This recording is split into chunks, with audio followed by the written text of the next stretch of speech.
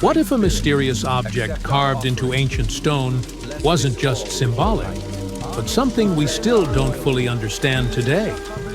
Across multiple ancient civilizations, separated by thousands of kilometers and thousands of years, archaeologists keep finding the same strange object. It looks like a small bag with a handle. And the most surprising part is how consistent the design is, no matter where it appears. The most well-known examples come from ancient Mesopotamia, especially from the Sumerian and later Assyrian civilizations, dating back over 3,000 years. In detailed stone reliefs, human-like figures and winged beings are shown holding a small bucket-shaped object with a clearly defined handle. These figures are often identified as apkallu, mythological beings associated with wisdom and ritual practices. In many cases, they are shown next to sacred trees, performing what appear to be ceremonial actions. The object itself is almost always depicted the same way. It has a rigid structure, a flat base, and a curved handle that fits perfectly in one hand. This level of consistency is unusual for symbolic art, where shapes often vary depending on the artist or time period. Here, the proportions remain nearly identical across different carvings, suggesting that the object had a specific and recognizable form. In many scenes, the bag appears together with another object that looks like a pine cone. Researchers believe this combination may represent a ritual practice, possibly involving sprinkling water or oils. Based on ancient texts, the most widely accepted explanation is that these objects were ceremonial containers, sometimes described as ritual buckets used in purification ceremonies. But this explanation starts to break down when similar shapes appear outside Mesopotamia. At Göbekli Tepe, one of the oldest known archaeological sites in the world, dating back over 11,000 years, carvings include symbols that closely resemble the same bag-like form. This is thousands of years older than Sumerian civilization. Even more surprising, similar shapes have been identified in Mesoamerican cultures, including early Olmec carvings.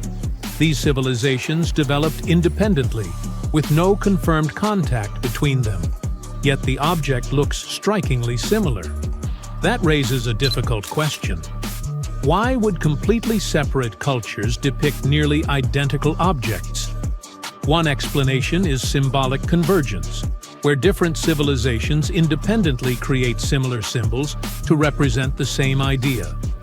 A container holding something important or sacred is a concept that could emerge in multiple places. But the precision of the design makes this harder to fully accept. The object does not just look symbolic, it looks functional. The handle is proportioned in a way that suggests it was meant to be carried. The base appears stable, as if it could be placed on a surface. The overall design resembles a real object more than an abstract symbol. This has led some researchers to question whether we are missing part of the picture. More speculative theories suggest the object could represent lost technology or tools that no longer exist.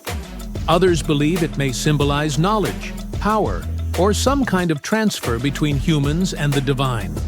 However, there is no physical evidence to support these ideas. No actual object matching this exact design has ever been recovered. And that detail is important. If these were common tools, we would expect to find at least one surviving example. The fact that we only see them in carvings suggests they may have been ceremonial, rare, or even symbolic representations of something that was never meant to be preserved physically. Another key detail is who is holding them. In almost every example, the object is carried by important or mythological figures, not ordinary people.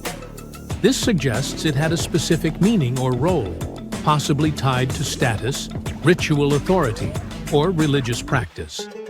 Today, the most accepted explanation remains that these were ritual objects used in ceremonies. But that does not fully explain their consistent design or their appearance across different cultures and time periods. The Sumerian bag remains one of those rare cases in archaeology where the object is clearly visible, widely documented, and still not fully understood. It is not hidden or obscure. It appears in some of the most studied sites in the world. And yet, there is still no single explanation that accounts for all the evidence. Sometimes the mystery is not in what we cannot see, but in what we see too often without fully understanding it. Now, have you ever seen cricket balls that are 3 billion years old? Klerksdorp spheres were found in deposits of the mineral pyrophyllite in South Africa and rock the science world. They do look like tiny ancient cricket balls with seams-like lines around the middle. Back in the 1980s, some folks claimed these spheres had been made by an advanced pre-flood civilization we know nothing about. One museum curator shared stories about how they rotated on their own in a display case. There was also a TV show that invited a psychic who declared the spheres were pieces of an ancient spaceship. But according to geologists, these spheres are actually pretty common concretions or spherical objects formed by different minerals than the surrounding rock. The seam-like lines are just imprints from the host rock's layers building up over time. The Klerksdorp spheres come in different shapes, from noticeably flattened spheres to distinct discs.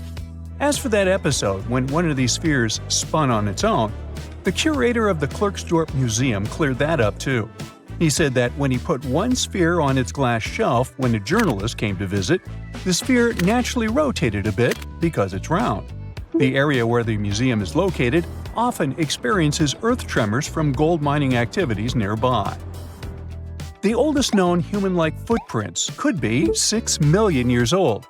They were found on the Greek island of Crete in 2002. If the number is correct, it would mean that early human ancestors may have migrated between Europe and Africa much earlier than we previously thought.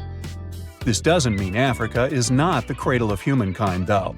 It could just prove that early human ancestors moved back and forth between continents. Some researchers believe the footprints were left by a bipedal creature possibly related to an early human ancestor nicknamed El Greco. According to scientists who studied them, the footprints have a very human-like shape, with 5 toes and a parallel big toe. Some scientists are skeptical about it and suggest the prints might be from a late European ape. The new study analyzed fossilized marine microorganisms found in the sedimentary rocks to determine the footprint's age and prove it's actually 6 million years. The next amazing find that keeps scientists entertained is the Dorchester pot. It's a beautifully crafted metal vessel with some fancy geometric designs embossed in shiny silver. The pot was discovered in, who could have thought, Dorchester in 1852 under quite unusual circumstances. During a powerful blast, the pot broke into 2 pieces. Scientists believe it was originally embedded within a rock or boulder known as pudding stone. The rock from which the Dorchester pot emerged is dated to be around 500 million years old, so it could mean the pot itself is also that old. The current and less exciting theory suggests that the Dorchester pot is a Victorian-era candlestick holder. Such things were really trending back then, so it's not a surprise to find such fancy household item from that time. The Dorchester pot falls into the category of ooparts, or out-of-place artifacts. Those are objects that seem too advanced for the time period they're supposedly from. If we accept that the pot is 500 million years old, then whoever made it was way ahead of their times in terms of crafts and tech. One extra mystery is that the pot has an engraving of a plant that most likely disappeared from Earth over 100,000 years ago. Sounds like good proof the pot is really extra old. Now, it looks like the oldest map in Europe is a stone from 4,000 years ago. This Bronze Age slab was found in France in the year 1900 at an ancient burial ground.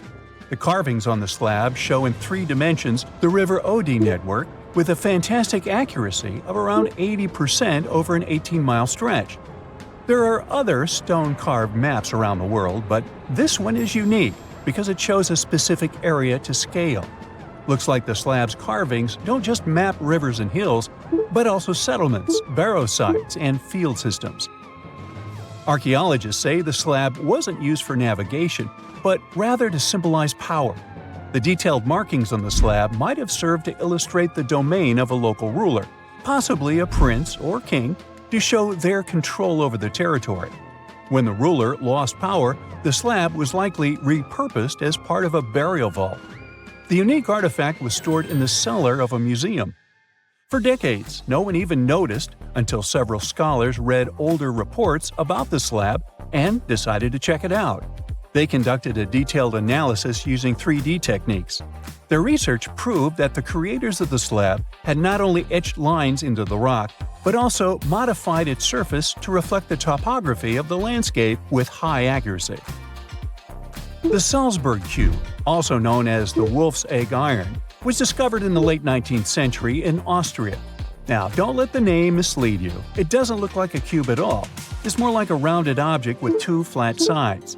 Down the middle, there's a groove, and the surface is covered with pits and craters. This unique appearance is the reason why many people think it might be something out of this world. Workers accidentally found this artifact when they blew apart a piece of coal. The coal seam it came from is thought to be over 60 million years old.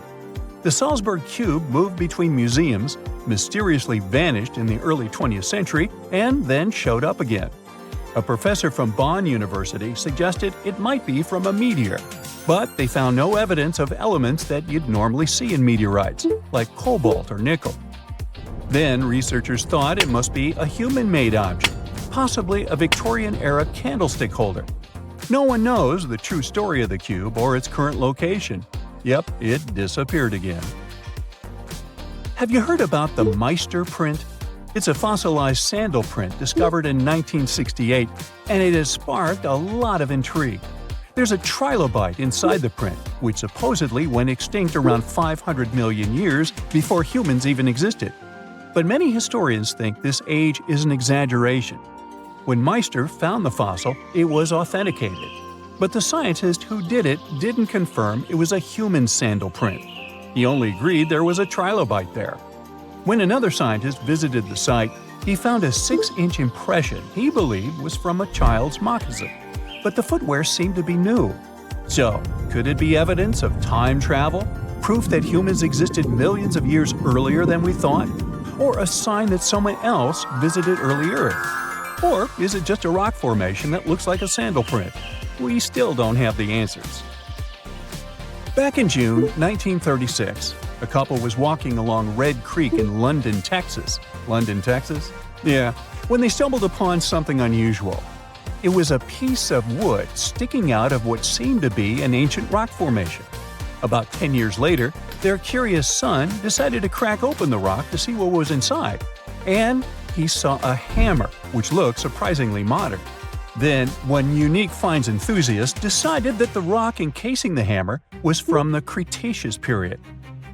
This would mean that someone dropped a 19th century hammer while dinosaurs like Triceratops were still roaming the earth. So, if this hammer was truly from the Cretaceous period, then the whole evolutionary theory would be wrong. And if the hammer was modern, it would mean the Cretaceous rock formation it came from was much younger than we thought. But the real answer was much simpler. The hammer was indeed modern, and geological processes had encased it in rock. Minerals can harden around an object in a relatively short time. So the hammer was probably dropped by a miner a century or so ago, and the rock formed around it afterwards. And no, it wasn't a Victorian-era candlestick holder either. Have you heard of Göbekli Tepe? It's an ancient site in Turkey that literally made historians rewrite history books. Over 11,000 years ago, a group of prehistoric humans crafted an enigmatic masterpiece that's even older than Stonehenge.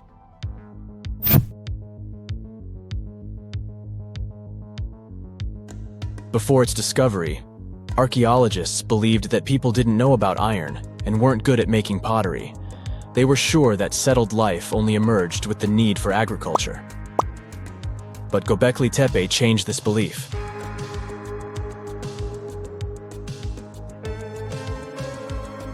The place has revealed that it was the temple that paved the way for a settled life, not agriculture. Until this discovery, researchers believed that farming was the catalyst for sedentary living. Meet Professor Schmidt, the guy whose findings changed this theory. he managed to prove that hunter-gatherer communities laid the very foundations of this way of life.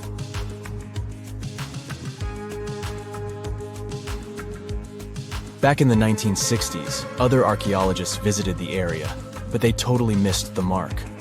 While surveying the region, they stumbled upon a hill with scattered limestone slabs and concluded it was just an old burial ground from medieval times. Little did they know that there was so much more to uncover.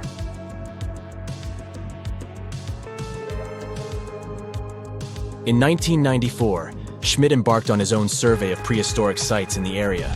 Surprise! He instantly realized he had discovered something truly extraordinary. Unlike the nearby flat and barren plateaus, Göbekli Tepe had a gently rounded top, rising 50 feet above the surrounding landscape. Funny enough, the translation of this place's name is Potbelly Hill. Schmidt was sure only humans could have made something like this.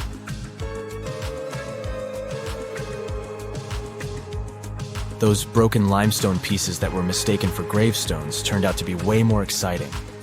It was like stumbling upon a hidden treasure. The pieces took on a whole new meaning, and Schmidt with his team was about to dive into the secrets waiting beneath the surface.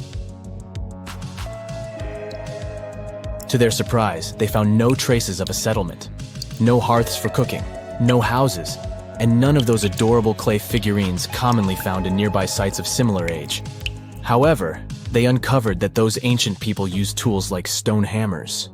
So, Schmidt and his team put their heads together and took a wild guess at the age of Göbekli Tepe's stone structures.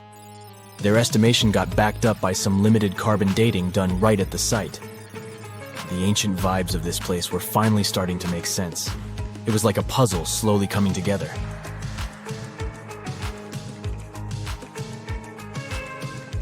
You may think that back then, people didn't have special tools to create something as cool as Göbekli Tepe. Not true. Turns out, these prehistoric folks used flint tools instead of fancy metal chisels. They were also skilled at chipping away softer limestone and crafting pillars right on the spot. Afterward, they carried the pillars a short distance to the summit and placed them upright. Once the stone rings were complete, they covered them with layers of dirt. Over time, they added new rings, and voila! You've got a cool hill to impress people in the future.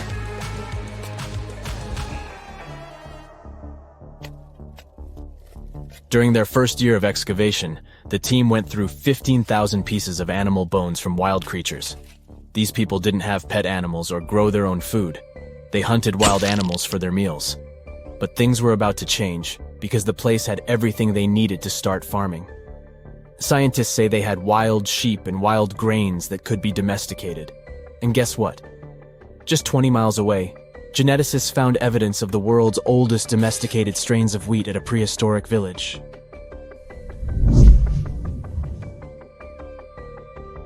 These amazing findings have completely changed how we view civilization.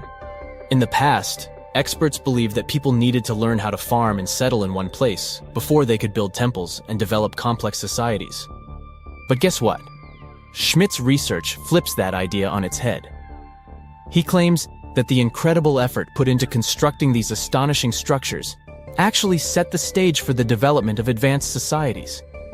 It means that societal and cultural changes happened before agriculture. Schmidt has this fascinating hypothesis about Göbekli Tepe. He thinks it could have been a special burial site where people left their loved ones. And here's the twist.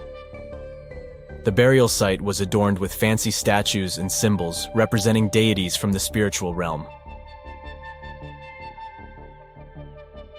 The idea that Göbekli Tepe could have served as a sacred place adds another layer of complexity to the whole story. While the site's true purpose may remain elusive, Schmidt's insights invite us to consider the profound interplay between life and the afterlife, and the deep reverence ancient hunter-gatherer societies may have had for their departed ancestors. Now let's talk about the stars of the show, the mesmerizing T-shaped columns that dominate Göbekli Tepe. These mysterious structures range from 10 to 20 feet tall and most likely represent stylized human figures. But one figure stands out from the rest, the three-dimensional lion relief. This depiction really fires up our imagination. Why? Because it hints at the possibility that lions roamed Anatolia during the Neolithic period.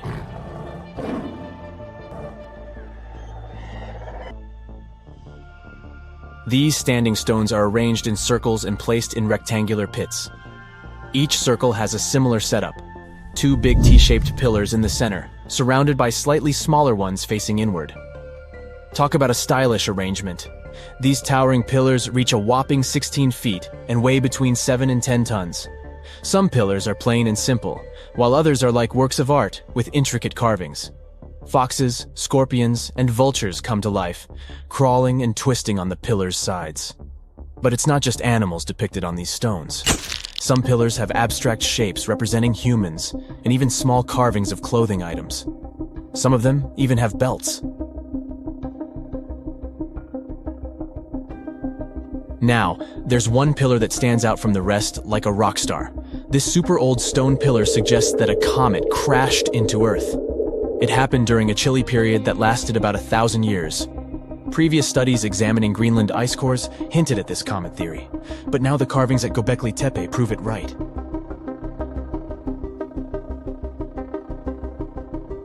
The carvings on the pillars are like a historical comic strip. They even show a headless human figure. Researchers fed the images into a computer and discovered their connections to constellations, indicating that this temple might have been an ancient observatory. It's like our ancestors were trying to document this cataclysmic event in their own unique way. Archaeologists have been excavating and researching Göbekli Tepe since the mid-1990s, peeling back layers of history and providing us with a deeper understanding of the intricate relationship between various elements. They have no plans to stop the whole process for another 150 years. Who knows what else they'll find? You see, Göbekli Tepe has been labeled purely as a ritual site with no signs of domestic activities. We were led to believe that the absence of water meant it couldn't support semi-sedentary communities. But scientists believe it's time to shake things up and approach Göbekli Tepe with fresh eyes. It's time to question what we believed before and use new evidence and different ways of thinking. Like, there might have been a group of people living in the area who didn't stay in one place all the time. They moved around a bit but still had their own civilization, living in the area semi-sedentarily. Göbekli Tepe is not just home to a single temple, but an astounding collection of over 20 ancient structures. As archaeologists delve into the depths of this wonder, they are unraveling its unique layout, featuring 2 prominent focal points at the heart of each establishment, complemented by smaller structures and dividing walls. What's even crazier is that in this area, there are over 200 obelisks, which are narrow tapering monuments. Divers have found something incredible in a Florida sinkhole, and it was... Stop, we need to leave a warning here. You're about to hear some pretty unusual scientific information. This knowledge will make you the smarty pants in your friend group. But there's also a risk that they'll look at you as a nerd. So perhaps it would be better for you to keep this knowledge a secret. In any case, it won't be superfluous. So, you know that scientists divide the history of our planet not only by time periods, but also by which animals lived at a certain time. For example, 2,000 years ago, Earth was inhabited by the blobfish, and scientists call this time the blobfish period. It's a joke, there's never been such a period, but you get the gist. The period between about 419.2 million and 358.9 million years ago is called the Devonian period, or the Age of Fish. Do you know why? Because the first fish began to appear on the planet. The Paleogene is the period of large mammals. The famous Jurassic period marks the appearance of giant dinosaurs, which we often see in the movies. Even now, we live in a certain period called the Quaternary period. It began about 2.6 million years ago and continues to this day. This is the time of humans and modern animals. So the next time somebody asks you what time it is, you can just answer, it's the Quaternary period. In short, the names of these periods depend more on what creatures inhabit the planet. The longest period is the Precambrian period, or Age of Early Life, the time when life on the planet started to form. Soft-bodied worms and jellyfish swam in the ocean, while microorganisms lived on land. This period occupies almost 90% of the Earth's total geological time. It started about 4.5 billion years ago and ended 540 million years ago. Oh, it's still a video about divers, don't forget. We'll get back to them soon. Considering all these periods, do you know which one is of the most poorly studied? A period about which scientists know almost nothing, especially about the animals that lived at that time. This is the Irvingtonian North American land mammal age. It lasted from about 1.6 million to 250,000 years ago. Scientists have very few fossils that belong to this time, but recently, everything has changed. In the USA, there's the Steinhatchee River, which stretches for several tens of miles in the area of Big Bend, Florida. And just 500,000 years ago, there was a sinkhole instead of the river. This is a hole in the ground that forms when water dissolves the upper rock. This rock is often limestone. Sinkholes appear in places with a lot of precipitation. Sometimes these pits can be invisible. They look like ordinary ground, but the soil in them is loose and can easily collapse. If you accidentally get into a sinkhole, people will hear your screams and help you. But in the distant past, about 500,000 years ago, when animals got there, they couldn't get out of the pit, so it became their grave. After many, many years, a river appeared here, and then several fossil collectors decided to check out this place and discovered a real paleontological treasure in it. They plunged into the river and reached the bottom. There, in the murky water, they saw horse teeth sticking out of the sediment. It'd be pretty scary to find for many of us, but for these guys, it was the jackpot. After the teeth, they found a hoof shaft and the skull of an unusual animal. At that moment, the collectors realized they had made a major discovery. Over the years, the sinkhole at this place had been filled with sedimentary rocks. Then, the river compacted all this mass, which made it possible to keep everything inside the sinkhole in good condition. Many animals got trapped in this pit 500,000 years ago, and only now have people managed to get them out. More precisely, what's left of them. Divers have found more than 500 fossils belonging to ancient animals, including unknown species. They got well-preserved bones of ancient horses, giant armadillos, sloths, and a new species of tapir. The Florida Museum examined the remains and determined that they belonged to the poorly studied Irvingtonian North American land mammal age. Most of all, scientists were struck by two finds in this collection. The first was the remains of a giant armadillo-like creature, and the second was the skull of an ancient tapir. In case you didn't know, this is a very cute pig-like mammal that has a short trunk like an elephant. Divers in Florida found the remains of a distant ancestor of this animal, which may be a new unknown species. Most of the fossils in this sinkhole belong to early Caballine horses, a subgroup that includes modern domestic horses. The remains of horses are so well preserved that scientists have seen signs of wear on their teeth. This will allow experts to understand the diet of these ancient creatures. We often hear news about people finding the remains of ancient animals or dinosaurs in caves, ravines, or at the bottom of lakes. But imagine if they found such remains in a museum. It all started in the early 2000s, north of the Florida border in southwest Georgia. There was a mine where workers mined clay. One day, they found the remains of some ancient animals and gave them to the Florida Museum of Natural History. There, these remains lay in storage, waiting in the wings. And then one day, some guy started sorting them out and noticed a mysterious vertebra of an unknown animal. This little grab caught the guy's attention, so he returned to it over and over again. He studied it, trying to figure out what species the bone belonged to. One day, he realized the bone belonged to an unknown extinct lizard species that looked like a tegu. You've probably seen these predatory creatures that looked like monitor lizards. So, the age of the bone was about 15 to 17 million years old. Let's wrap up our video with something weird. You see this piece of amber-colored stone with stripes?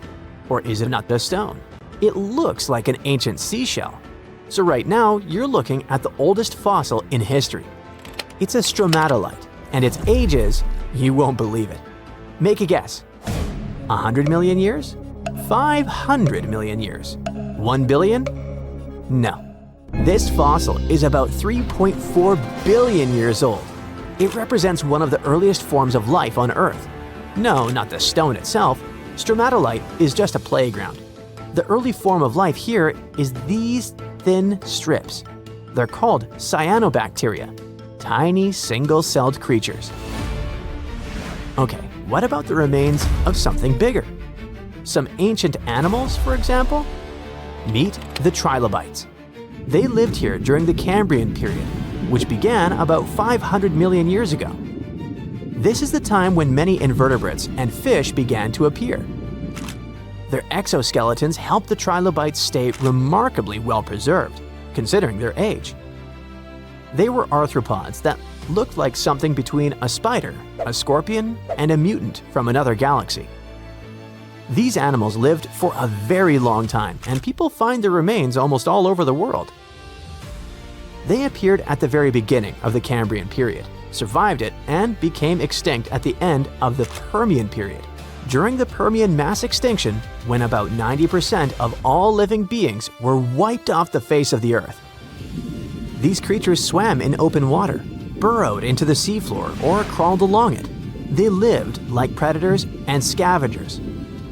The front of the animal was protected by a strong head shield. It had crescent-shaped eyes and a calcified plate on its lower body. This plate covered its esophagus and mouth. It had several pairs of legs growing from its body. The trilobite could also curl up into a ball, like a woodlouse. 40,000 years ago, someone scratched a few tiny lines and dots onto a piece of bone, and that little mark might be the oldest hard drive humanity ever created. Scientists now believe those Ice Age people weren't just doodling, but recording real information, structured, organized, repeatable data. And this discovery completely shifts the timeline of human intelligence. For decades, archaeologists kept finding strange symbols carved into Stone Age tools and sculptures. Those were simple shapes like crosses, dots, short lines, and tiny notches cut into bone or ivory. Explorers kept finding them in caves across Europe, including Germany, France, and Spain. They showed up on carved animal figurines, tools, and ornaments. Archaeologists dated them to be about 34,000 to 45,000 years old. That means people created these symbols during the Ice Age, when glaciers covered huge chunks of the planet, and mammoths still wandered the plains. For a long time, researchers believed these signs meant nothing in particular, maybe decorations, maybe tribal art. But a new computational study led by a linguist and an archaeologist showed it was more about data than decoration. The team analyzed more than 3,000 individual symbols carved into around 260 artifacts. They studied every mark and fed them into statistical models, the same type of mathematics researchers use to study language patterns or train artificial intelligence. The goal wasn't to translate the signs yet. Nobody knows exactly what they mean. Instead, the scientists looked at something called information density, which means how much meaningful data you can store in a sequence of symbols. When the researchers ran the numbers, they saw that the symbol sequences had almost the same information density as proto-cuneiform. That's the earliest writing system known from ancient Mesopotamia around 3000 BCE. It was roughly 40,000 years later. So, some signs in these Ice Age carvings repeat again and again in predictable ways: cross, cross, cross, line, line, dot. That repetition resembles early data encoding, where patterns repeat because they store structured information. The researchers also analyzed the entropy of the coded messages. Entropy measures how unpredictable a sequence is. High entropy means lots of possible combinations, like a complex password. Low entropy means predictable repetition. and it looks like the Ice Age symbol systems have entropy levels very close to early proto-cuneiform tablets. That means the amount of information those carvings could store roughly matches the earliest writing records from the first cities. It proves that humans didn't just suddenly invent writing out of nowhere 5,000 years ago. Instead, humans spent tens of thousands of years experimenting with symbolic encoding systems and gradually increased their complexity until true writing was finally invented. One of the most interesting examples of such a coded message comes from a cave in southwestern Germany. Archaeologists discovered a tiny mammoth figurine carved from mammoth tusk ivory, small enough to fit in your palm. There's a neat row of engraved crosses and dots running along its surface. Another object called the adorant is a thin ivory plate. Found in a different German cave, has a strange mythical creature that looks part human, part lion on it. The figure stretches upward like it's worshipping something, and across its body, someone carved rows of tiny dots and notches with careful spacing. Then there's the famous lion-human sculpture. If you look at the arm closely, you can see evenly spaced cuts along the limb. These marks seem intentional, deliberate, almost rhythmic. They look less like decoration and more like entries in a ledger. It makes those artifacts something like USB drives made of ivory. And because these ancient USB drives appear in different regions of Germany and in other parts of Europe, it could mean that Ice Age humans may have shared such symbolic messages across huge distances. Those hunter-gatherers living thousands of miles apart probably recognized the same patterns scratched into bone tools. Of course, scientists still don't know the exact meaning of these symbols. They could represent seasonal calendars, migration cycles, clan markers, or some concepts tied to rituals. So the most important discovery for now isn't the translation, but the structure of the signs that behave like a system. This coding system isn't the only proof that ancient minds invented complex systems long before modern technology arrived. There's a thick oval slab of limestone in a museum in the Netherlands. Archaeologists dug it up in the late 1800s and assumed it was some kind of Roman game board. The problem was that nobody could figure out the rules. The carved lines didn't match any known ancient game. Only in 2026, researchers finally solved the mystery with help from artificial intelligence. If you look at the stone closely, you can see that certain grooves on it are slightly deeper than others. It means that people slid pieces across those lines repeatedly, and the stone wore down over time. Conservation experts created extremely detailed 3D scans of the limestone surface to analyze those wear patterns. Those scans showed differences in depth smaller than a human hair. Every tiny groove became a clue about how players once moved their pieces. Then, the team brought in a special AI game simulation system designed to understand board games. They fed the system rules from about 100 historical games and asked it to test possibilities onto a digital copy of the Roman board. The AI played thousands of simulated matches against itself and tried different rule combinations each time. For every rule set, it tracked where the pieces moved and compared those paths to the wear patterns on the real stone. It repeated this process around 1,000 times per rule set until finally certain patterns started lining up perfectly. The system narrowed all the possibilities to a small group of related blocking games. In this type of strategy game, two players move pieces along fixed paths, trying to trap the opponent's pieces in corners or dead ends. If you've ever played tic-tac-toe or checkers, you already understand the basic idea. To control space, predict the opponent's next move, and close the trap. The simulations showed that the Romans most likely played this game with small tokens made of glass, bone, or pottery sliding along those carved grooves. And that discovery matters more than you might think.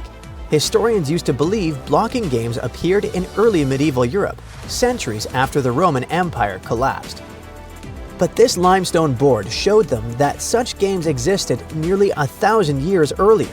So, Roman players had strategy games that helped them develop forward planning, recognizing patterns, and thinking of different combinations and possibilities. Now let's travel even further back in time, long before Roman cities and writing of any kind. Our destination, Olduvai Gorge in northern Tanzania, one of the oldest important archaeological sites on Earth. In 2025, researchers studying the area found something unexpected in ancient sediments. It was a set of tools made from the limb bones of elephants and hippos. And these tools date back about 1.5 million years. Scientists found 27 bone tools, some nearly 15 inches long, shaped into sharp blades. Early humans most likely used them on animal carcasses or to process tough materials. At first glance, they seem simple, but it actually looks like the toolmakers shaped these bones using knapping, the same process used to chip stone tools. Knapping means striking a material carefully so that small flakes break away, gradually forming a sharp edge. Bone behaves very differently from stone. It contains collagen, which makes it slightly flexible and elastic. Hit the bone too hard and it shatters unpredictably. Hit it too softly and nothing happens. That means whoever made these tools understood how the material worked. They adapted their technique to shape bone without destroying it. Archaeologists believe Homo erectus, an early human species with body proportions similar to ours, created these implements. It also looks like the toolmakers preferred thick limb bones, which are the strongest parts of animal skeleton. To make that choice, you need to understand anatomy and material strength. Engineers today still use that same logic when choosing materials for machines. When we put all these discoveries together, we see that our ancestors designed systems, invented technologies, stored information, and played complex games long before modern civilization appeared. So we didn't just suddenly become intelligent. We've been building knowledge for tens of thousands of years. All the way back in 1972, a super-secret satellite was zipping around the globe. It was taking high-altitude photos of the flat grasslands in Kazakhstan. They were probably looking for military secrets. Instead, they caught a couple of frames of massive geometric shapes stamped into the dirt. They had accidentally photographed a 36-century-old ghost town. Because those photos were secret, it took decades for researchers to finally access the coordinates and send modern drones to map the area. That's how they uncovered a 346-acre ancient settlement. But what raised eyebrows isn't how big it was. The cool part is the high-tech prehistoric factory run by nomads. The site is called Semiyarka, which means the city of seven ravines. Scientists named it like that because it's located on a cliff overlooking a wide river valley. It dates back to roughly 1600 BCE. At that time, the Eurasian steppe was basically a 5,000-mile flat belt of grass. The people living there were the ultimate minimalist campers. In this part of the world, large-scale farming is hard. Not impossible, just incredibly hard. It's much easier to befriend cattle and move when they're running out of food. Basically, nomads relied completely on herds of sheep and horses to survive. But if you keep a massive herd in one spot, they will chew the grass down to the dirt eventually. That gave humans a simple choice. Strap everything you own on an animal and follow fresh grass. Their food came straight from the animals as well. They lived on meat and fermented mare's milk, a sour, slightly alcoholic drink created by allowing horse milk to ferment in leather bags. But for some reason, builders in Semiyarka decided to stay. They settled on that cliff to build a heavy manufacturing plant right in the middle of the Bronze Age. It's when humans finally stopped hitting things with rocks and started melting metal. Bronze is not a single metal, it's a mix. The most useful kind was often copper mixed with tin, because that mix makes tools harder and helps them keep an edge. The timeline of technological progress around the world is almost random. While the residents of Semiyarka were firing up their metal ovens, the Egyptian pyramids had already been standing for 1,000 years. So what did the Semiyarka factory actually look like? We are way too early in the timeline for conveyor belts and brick chimneys. A Bronze Age metal shop was basically an outdoor dirt lot. It was noisy and covered in soot. It's fair to assume it smelled terrible. Charcoal smoke, burnt wood, melted metal. Probably not that different from a modern factory without AC. If we could take a walking tour, we would see scorched ground and broken clay everywhere. Workers kept all that loud work confined to the southeastern edge of town. They were highly organized. Archaeologists are certain this was a dedicated factory because they found two very specific things: crucibles and slag. A crucible is a heavy-duty clay cup specifically designed to survive sitting inside a 2,000-degree fire. Slag is the ugly, glassy garbage left behind after you pull the useful metal out of a rock. You cannot make slag by accident. It only forms when you intentionally melt metals. But what were they making here? Creating bronze was the ultimate survival upgrade for that time period. If you try to chop down a tree with a pure copper axe, the blade will bend like a cheap spoon. You'll have to stop, put the axe on a rock, and hammer it flat again. By adding a little bit of tin causes a chemical reaction that locks the metal atoms in place. The final product is incredibly hard. Many of the passing nomads drove massive wooden wagons roughly the size of a modern mobile home. They had solid wood wheels and required teams of oxen to pull them. Maintaining those giant wagons required sturdy tools, making Semiyarka the ultimate highway pit stop. They were mixing around 12% tin into their copper. Tin is a soft, silvery metal that melts at surprisingly low temperatures and acts as a heavy-duty chemical hardener when stirred into a vat of boiling copper. In the ancient world, tin was incredibly hard to find. Copper is fairly common, but entire empires would panic if their tin supply chain broke down because you cannot make bronze without it. Semiyarka was sitting on a local gold mine. They had access to tin in the nearby mountains, which could mean they controlled the exact ingredient everyone on a 5,000-mile steppe desperately needed. But what happened, and how did it end up a ghost town? We know for a fact they were not defeated by some other nomadic tribe or an army. Something like that would leave a obvious dirt crime scene, from skeletons to a massive layer of black ash where stuff was burned down. There would be dropped weapons, those made on site. Semiyarka has none of that. Instead, archaeologists found a clean exit. The locals packed up their valuable tools, gathered their herds, and did what nomad tribes do. They moved on. At least we assume so for now. It's possible that they accidentally destroyed their own neighborhood. To keep an oven hot enough so it can melt metal, you need a lot of wood, which means they probably chopped down every single tree for miles. Without tree roots to hold the dirt together, the soil turns to dust. The grazing grass disappears. When it happens, traveling customers stop showing up. The town essentially turned its own front yard into a barren wasteland just to keep the factory fires burning. This whole domino reaction would leave clues, but the news is pretty fresh, so we might learn more soon. Semiyarka probably simply faded away. It's certainly not the only advanced settlement that ended up lost in time. On the vast, empty steppe of the Ural, there's a city planned like a fortress from day one. That's Archaim. It was another unexpectedly advanced place for this time. From above, the enclosing wall forms an almost perfect circle, about 520 feet across. Concentric walls ring the site, with a defensive ditch outside. Inside, roughly 60 houses curve along the walls like puzzle pieces. The layout shows careful planning and a well-organized community. Then there is Akrotiri.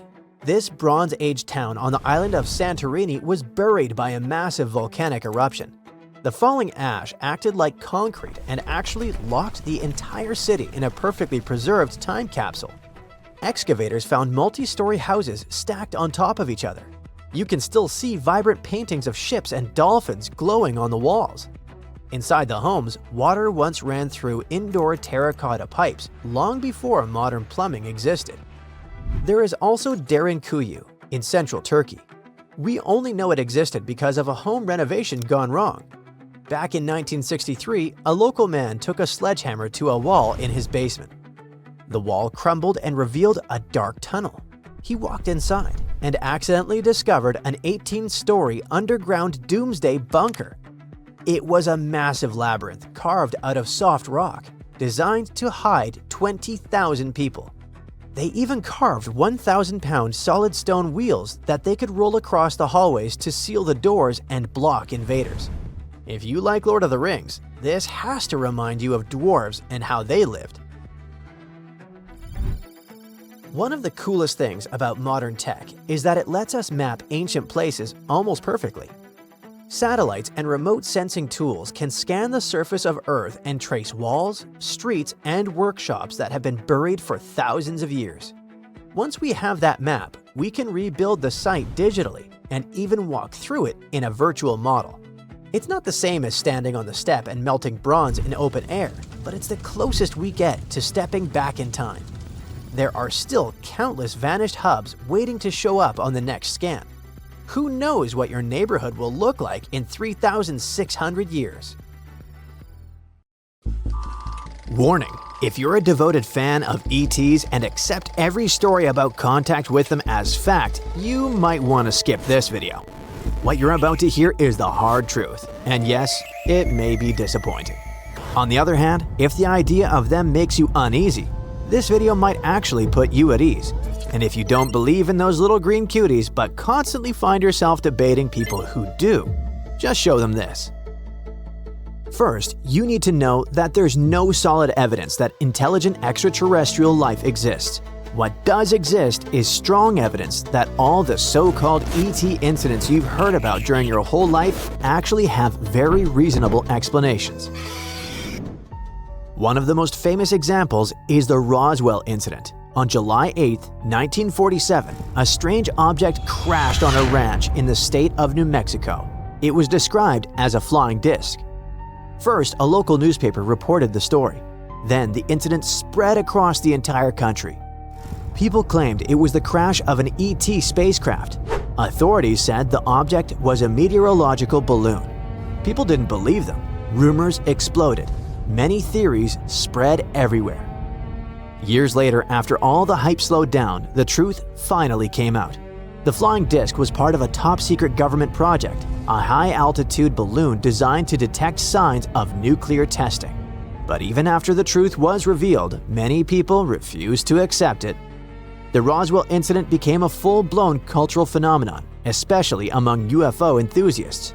Yet, among the thousands of books, articles, and documentaries about Roswell, you won't find a single verified fact proving an ET spacecraft was ever involved there. That same year, another mysterious object was discovered and also caught public attention. No one knows exactly where it landed, but many people connect it to the Roswell incident. At first glance, this metallic fragment seemed extraordinary. Its internal structure looked unlike anything known at the time, which led some to believe it was part of an alien craft. Further analysis showed the object was made from an alloy of magnesium and zinc, with traces of bismuth, lead, and other elements. Of course, the presence of these elements alone doesn't prove the object was made on Earth, since these substances exist throughout the universe. Then, scientists examined the isotopic composition of magnesium and the rest of the materials, and they determined that the alloy was manufactured on Earth. Still, one thing about the sample raised eyebrows: bismuth. Some people speculated that aliens might use bismuth in some kind of propulsion or flight system. However, these ideas were purely speculative. The bismuth found in the samples contained impurities, which clearly showed it was produced using ordinary Earth-based manufacturing methods, not any unknown technology. But that technology would require a pure bismuth alloy. Unfortunately for UFO fans, the analysis showed that the bismuth in the sample contained lead impurities, which is clear evidence that no alien technology was involved. It was created on Earth by people. However, its manufacturing process was unusual because of the specific mix of elements. The object also had damage caused by impact and heat exposure. Most likely, it was a component of another top-secret surveillance balloon. Okay, how about another alien-like incident? This is the famous but though less well-known WOW signal. In 1977, a radio telescope in Ohio detected a strange signal from deep space. It lasted 72 seconds and stood out dramatically from the background cosmic noise. Astronomer Jerry Amon, who discovered it, was so shocked that he wrote "Wow" on the printout. The scientific community briefly suspected that this radio signal might be a message from alien technology, but it was never detected again. Later explanations suggested it may have been radio emissions from a neutron star, amplified by a cold hydrogen cloud. You can also find realistic explanations for other similar cases on the internet. However, Roswell and similar cases happened decades ago. But what about modern stories? You've probably seen videos recorded by pilots showing fast-moving, elusive objects in the sky. Scientists carefully analyzed these videos and found something interesting. The observed behavior contradicted the laws of physics. If an object moved that fast through air or water, friction should produce a visible heat trail or plasma glow. But nothing like that appears in the footage. Does that mean it's alien technology? Probably not. A much simpler explanation is that the cameras used weren't advanced enough to capture what was actually happening. We don't know the distance between the object and the camera. We don't know its real speed. It could be a visual artifact, a sensor glitch, or a lens distortion. If you still believe these recordings show real UFOs, ask yourself this: why, after all these years, do we still have no high-quality footage? Why is it always low resolution, blurry, and often black and white? Millions of unclear images mean nothing compared to a single, clear, high-resolution video, and we don't have one. The probability that UFO sightings are optical illusions or sensor errors is far higher than the probability that they represent alien spacecraft. Many people simply want to believe in ETs, so they amplify hype about any news hinting at extraterrestrial technology. A perfect example is Oumuamua, the first known object to enter our solar system from interstellar space. Some people panicked, claiming it was an alien probe. In reality, it was almost certainly an interstellar asteroid-like object. Remember the more recent panic surrounding 3I Atlas? Online rumors claimed it was an artificial object that would approach Earth in November 2025 and change our lives forever. November has passed. The object is now moving farther away. No alien invasion happened. So does that mean the only way to find extraterrestrial life is to wait for random space rocks to pass by? Or hope someone records a UFO in 4K, or 1080 at least? Can we actually do something ourselves? Yes, we can search for technosignatures. Technosignatures are signs of technological activity that intelligent life could do. These are biosignatures like microbes or molecules that suggest simple life. But searching for biosignatures across space is incredibly difficult. Technosignatures are easier. They include radio signals, laser emissions, or atmospheric pollutants such as carbon dioxide or methane. Earth itself emits technosignatures detectable from afar, so why not look for the same on other planets? Where do we start? There are over 6,000 known exoplanets. Any alien technology would be based on the same physics and chemistry as ours, because the laws of physics are universal. Maybe massive solar panels on a distant planet produce excess heat we can detect. Or perhaps large-scale industry releases chemicals visible through powerful telescopes. There's a checklist of technosignatures scientists look for. When something matches the list, the real work begins. Researchers must confirm that the signal comes from technology, not a natural process in space. A few years ago, astronomers observed a Tabby's star, about 1,280 light-years away. Then, they noticed that it began to darken as some huge object blocked it. Its unusual dimming led to speculation about alien megastructures. They suggested it could be some giant alien ship that parked near the star. In reality, it was just space dust flying around. That's why every technosignature requires careful verification. However, so far, no confirmed technosignatures have been found. Space is vast. The planets are distant. Maybe we simply can't see each other yet. Even if there is intelligent life, our communication might be impossible with current technology for them and for us. One famous Italian-American physicist, Enrico Fermi, once summed this up with a simple question: where is everybody? No, How is it possible that no one in the whole cosmos has contacted us yet? Perhaps the most uncomfortable answer is the simplest one. Maybe we really are alone. Of course, there's a possibility that the aliens just don't want to get in touch with us, or they're still developing their technologies for interstellar connection. But let's be realistic. Aliens don't exist. Probably.